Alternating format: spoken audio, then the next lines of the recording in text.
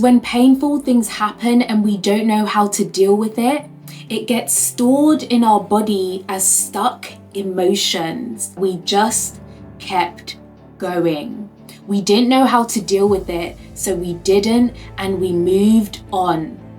That's until exhaustion started to set in. If you feel like you're so depressed you can't get out of bed, you can't make yourself a meal, like everything is exhausting and you have no passion for life, you have an unstable sleeping pattern, you feel numb, lost and unloved, you can get your sense of passion back, your sense of motivation, joy, happiness, and feel like you're moving forward in life whilst nothing is holding you back.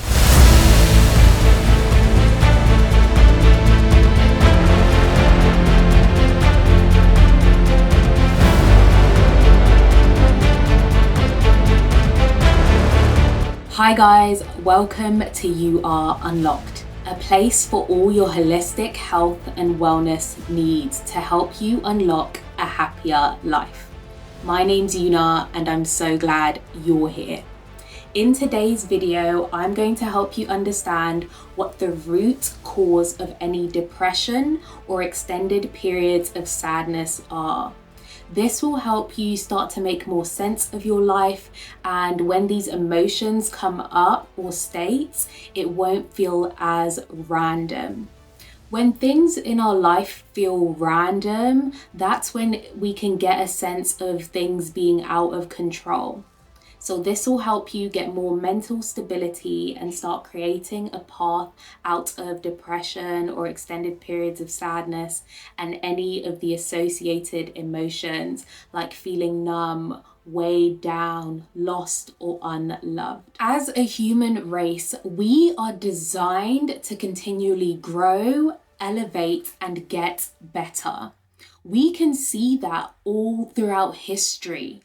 Yes, tragedies happen, but if we take a zoomed out look, over time, technology gets better, which makes our lives easier, housing improves, and communication gets easier and faster. We even structure our lives like that. For example, when you're going through school, each year that you go through, the skills get harder because you want to develop yourself. When you get a job or you start a business, you want promotions, you want to get to the next level, or you want your business to expand. Or when we get into relationships and friendships, we want to get closer with people and build more beautiful memories. That's because we have an internal system that wants us to progress, grow, and elevate. And you can. You have the ability, the potential, the capacity to achieve all your goals, to achieve the levels of success, joy, and abundance that you dream of deep down. But obviously, achieving your goals and progressing through life isn't handed to us on a silver platter, because hard and painful things happen constantly. That's just a normal part of life right now. Everyone has gone through pain. In fact, in 2015, a study was done by Trempe et al. Where 11,572 people's emotional states were tracked for a year. And results showed that on average, people feel sadness 20% of the time. That means that if you're 20 years old, you felt sadness for an average of 4 years of your life. If you're 30, 6 years. If you're 40 years old, 8 years. 50 years old, 10 years. If you're 60 years old, 12 years, and so on. Because when painful things happen and we don't know how to deal with it, it gets stored in our body as stuck emotions, i.e. trauma. And trauma doesn't have to be the big things and big tragedies. It can be little things. I had pain growing up too. Things that I didn't even clock onto at the time as pain, but they were causing trauma or places of disconnect within me. For example, Growing up, my parents were at work a lot because of the cost of living and trying to provide for our family. But children have an internal need to connect with their parents and receive that nurture and that love. Waking up to a parent already being at work because they left before you woke up, and then them coming back after you've gone to sleep, causes emotional pain of neglect. Or at school, I was one of the only people of my race. So the pain of having people make fun of me, make fun of my hair, and feeling like I didn't really fit in caused emotional pain. The pain of not belonging. Or as a third example, at night as a child, I would get horrible night terrors and nightmares. At night, feeling constant dread, panic, and fear caused emotional pain from that spiritual attack. That caused a lot of disconnect and trauma within me as a kid. I could give you more examples, things where you would probably be like, but we'll just start with those three right now.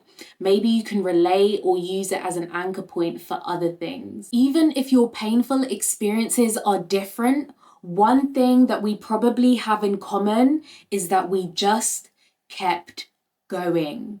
We didn't know how to deal with it, so we didn't, and we moved on. That's until exhaustion started to set in. After 16 years of going, moving on, and stuffing, I couldn't go anymore, and I was badly depressed. I found it really hard to wake up in the morning. I had low energy all the time. I was constantly exhausted, and I found it really hard to concentrate. This was not living, and I had no excitement for the future because I was just trying to make it through the day. But I knew that this isn't how life was supposed to be. Things were meant to be different. I was made to grow, elevate, and expand. And so are you. You can and you will. If you're in the same or a similar position, I understand you. If you feel like you're so depressed you can't get out of bed, you can't make yourself a meal, like everything is exhausting and you have no passion for life. You have an unstable sleeping pattern, you feel numb, lost, and unloved. I understand you. I thought I was stuck, and you may too, but I wasn't, and neither are you. You can get your sense of passion back, your sense of motivation, joy, happiness, and feel like you're moving forward in life whilst nothing is holding you back. Because what I didn't realize is that unresolved pain gets stored in our body as stuck emotions. When we go through experiences in life, we filter them as two things. Either helpful for us moving forward or unhelpful. Things that we filter as unhelpful are usually painful things that we don't know how to resolve. And when those things arise, they get stored in our body. It's basically our body telling us that I don't have the tools or capacity to deal with this, so I'm just going to freeze it and store it, and we'll come back to it when we have time, tools, or the energy to resolve it. So we move on, but we move on with baggage. What baggage do you have? Did one of your parents or both of them leave when you were young? Or were you physically, mentally, spiritually, emotionally abused? And did your body go, I don't know how to deal with this, and so it stored it? Did your caretakers neglect you, not give you what you needed? Maybe food, water, or clothes? Or did people bully you, hurt you, or exclude you? And did your body go, I don't know how to deal with this, and so it stored it? Or did your teacher tell you that you would never achieve your dreams because you weren't good enough, smart enough, talented enough? Or did somebody cheat on you, mistreat you, or break your trust?